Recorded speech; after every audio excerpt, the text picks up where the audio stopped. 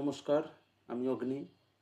PTR 2025 অর্থাৎ প্রাথমিক শিক্ষক নিয়োগ প্রাইমারি টিচার রিক্রুটমেন্ট 2025 তার ইন্টারভিউ প্রসেস চলছে এবং আমরা রোজই নিয়মিত কিছু সিচুয়েশন বেসড কোয়েশ্চেন নিয়ে আলোচনা করি।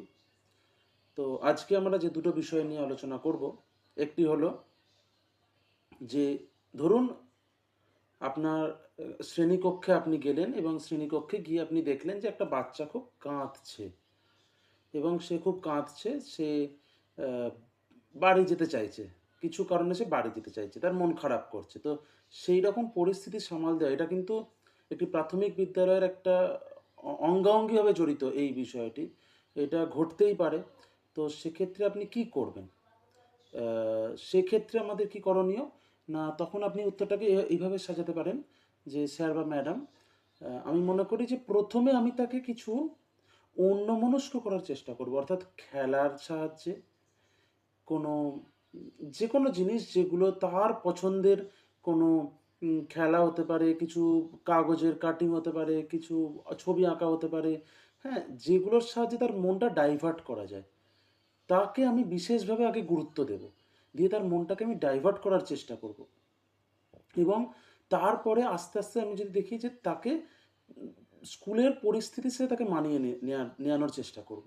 তাকে পড়ানো, সেই দিন সেই মুহূর্তে তাকে জোর করে পড়ানোর কোনো চেষ্টা করার দরকার নেই। তাকে সেই সময় বুঝতে হবে এবং তারপরেও যখন দেখা যাবে যে সে কাঁদছে, তখন তাকে জিজ্ঞাসা করতে হবে যে কী কারণ? কেন সে কাঁদছে? তার কী জন্য তার মন খারাপ করছে? সেই কারণটা যদি সে বলে, তাহলে সেটা আমরা মানার চেষ্টা করব।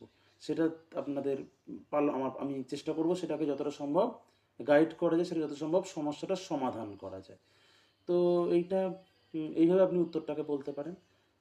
দ্বিতীয় একটা প্রশ্ন আছে, সেটা হচ্ছে যে আপনি স্টুডেন্টদের মধ্যে, পড়ুয়াদের মধ্যে রিডিং হ্যাবিট কী করে বাড়াবেন?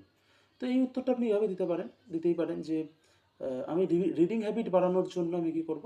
না, আমি সপ্তাহে ১ দিন বা ২ দিন করে আমি লাইব্রেরির ক্লাস রাখবো। ১ দিন রাখবো লাইব্রেরির ক্লাস। প্রত্যেককে আমরা বই দেব এবং সেই বইটাকে শেষ করে আসতে বলব। এবং ক্লাসেতে বলবো তাদেরকে দাঁড় করিয়ে যে, এই তুমি কি গল্প পড়েছো আজকে বলো। যে সবচেয়ে ভালো সেই কাহিনীটা আবার বলতে পারবে, তার জন্য আমি তাকে বিশেষভাবে ধন্যবাদ জানাবো, তার জন্য আমি কিছু পুরস্কারও রাখতে পারি। তো এইভাবে তাদের মধ্যে একটা ইচ্ছা বাড়বে যে না, পড়াটা পড়ি।